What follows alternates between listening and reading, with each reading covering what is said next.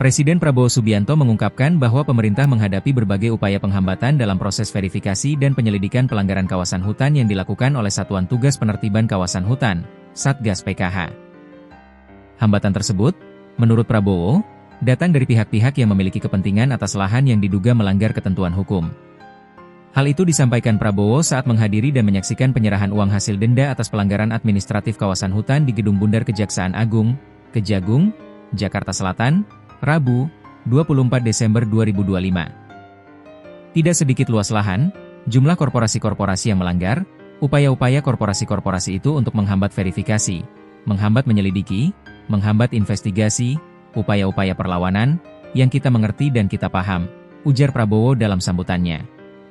Prabowo menjelaskan, bentuk-bentuk penghambatan tersebut beragam dan terjadi di lapangan, terutama di wilayah yang jauh dari sorotan publik. Ia menyebut ada upaya menghasut masyarakat hingga tindakan perlawanan terhadap petugas yang menjalankan tugas negara. Mereka menghasut rakyat, preman-preman yang dibayar untuk menantang dan melawan petugas ini, di tempat yang jauh tidak terlihat oleh media, tidak terlihat oleh kamera, tidak terlihat oleh influencer-influencer, vlogger-vlogger, dan sebagainya, kata Prabowo. Meski demikian, Presiden menegaskan bahwa berbagai tantangan tersebut tidak menyurutkan langkah pemerintah dan aparat penegak hukum dalam menjalankan penertiban kawasan hutan. Ia justru menyampaikan apresiasi kepada seluruh jajaran yang terlibat karena tetap bekerja di tengah tekanan dan perlawanan. Saudara bekerja terus tanpa ragu-ragu. Karena kesetiaan saudara-saudara kepada Negara Kesatuan Republik Indonesia, karena cinta saudara kepada bangsa dan rakyat Indonesia, tutur Prabowo. Acara yang dihadiri Presiden tersebut merupakan bagian dari penyerahan uang hasil denda atas pelanggaran administratif kawasan hutan. Uang denda dan hasil sitaan dipajang di lobi Gedung Bundar Kejaksaan Agung dalam bentuk tumpukan pecahan Rp100.000 setinggi sekitar 1,5 meter. Total nilai uang yang diserahkan mencapai Rp6,62 triliun. Rinciannya, Rp2,34 triliun berasal dari hasil penagihan denda administratif kehutanan oleh Satgas PKH, sementara Rp4,28 triliun merupakan hasil penyelamatan keuangan negara dari penanganan perkara tindak pidana korupsi oleh Kejaksaan RI. Penyerahan dana tersebut merupakan bagian dari hasil penguasaan kembali kawasan hutan tahap V dengan total luasan mencapai 896.969,143 hektar. Pemerintah menyatakan langkah ini sebagai bagian dari upaya pemulihan dan penataan kembali pengelolaan kawasan hutan nasional. Dalam kurun waktu 10 bulan, Satgas PKH tercatat telah menguasai kembali lahan perkebunan seluas 4.081.560,58 hektar.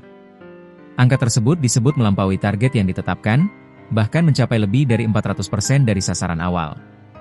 Nilai indikasi lahan yang berhasil dikuasai kembali diperkirakan mencapai lebih dari Rp150 triliun. Selain penguasaan kembali lahan, Satgas PKH juga telah menyerahkan kawasan hutan hasil penertiban kepada kementerian dan lembaga terkait untuk dikelola sesuai peruntukannya. Total luas lahan yang telah diserahkan mencapai 2.482.220,343 hektar.